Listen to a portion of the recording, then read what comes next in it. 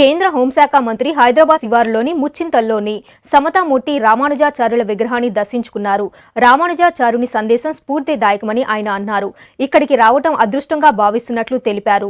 Statue of equality ప్రతిమను దూరం నుండి చూస్తే మనసుకు శాంతి చేకూరుతుందని చెప్పారు. రామానుజాచార్యుడి సమతామూర్తిని దర్శించుకున్న తర్వాత తనలో చైతన్యం పెరిగిందని వ్యాఖ్యానించారు. అనేక యుగాల వరకు సనాతన ధర్మ పరిరక్షణకు రామానుజాచార్యుడి విగ్రహం ప్రేరణ ఇస్తుందన్నారు.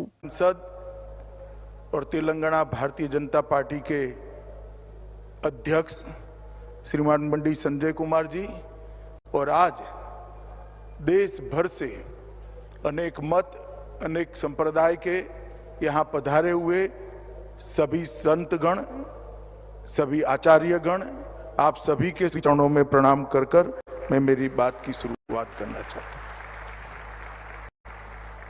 स्वामी जी की विनम्रता कई बार क्षोभजनक कुछ लोगों के लिए हो जाती है।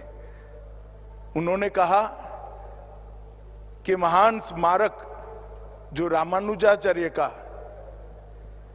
उनके जीवन की कल्पना और जीवन के कर्तृत्व से बना है, मेरे आने से लोगों को आने की यहां प्रेरणा होगी। स्वामी जी, संतों का स्वभाव होता है सूक्ष्म लोगों को बढ़ाई कर कर बड़े करना, परंतु मैं जानता हूं यहां आकर मैं आज चेतना और उत्साह दोनों को प्राप्त कर कर मेरे जीवन में आगे बढ़ने वाला हूं। इस प्रकार के जो महापुरुषों के स्मारक होते हैं, वो जिनके अंदर संवेदना होती है, धर्म के लिए समाज के लिए कुछ करने की प्रेरणा होती है, इच्छा होती है, ऐसे लोगों को अनेक सालों के सालों तक काम करने की चेतना और उत्साह देते हैं।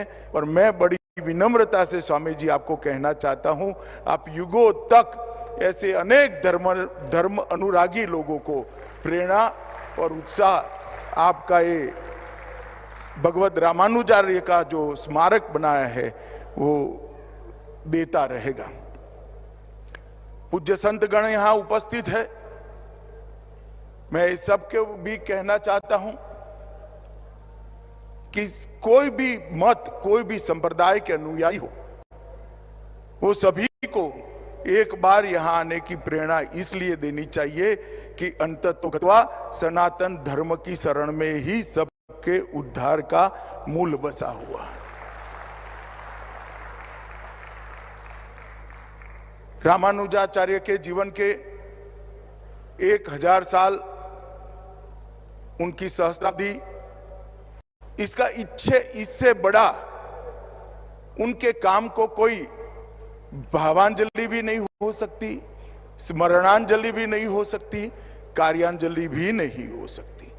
रामानुजाचार्य के जीवन को, उनके संदेश को सब जीव एक समान है। वेदों के मूल वाक्य को उन्होंने समय की गर्त से बाहर निकालकर अपने कर्तृत्व से किसी की भी लिए कटु कुछ बोले बगैर अनेक परंपराओं को तोड़ते हुए समाज के बीच में रखा, उसको प्रस्तावित किया और आज 1000 साल के बाद भी न केवल भारत, पूरे विश्व को वो संदेश दे रहा है।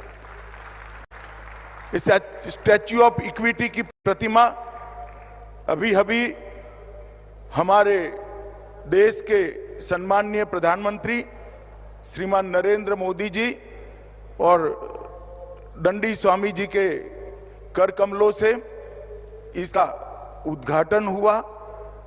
मैं अभी वहां जाकर आया हूं। अगर दूर से देखते हैं तो ये प्रतिमा दूर से देखते ही अद्भुत आत्मा को शांति देती है, चित्त को प्रसन्नता करती है और मन को आह्लाद कर देती है।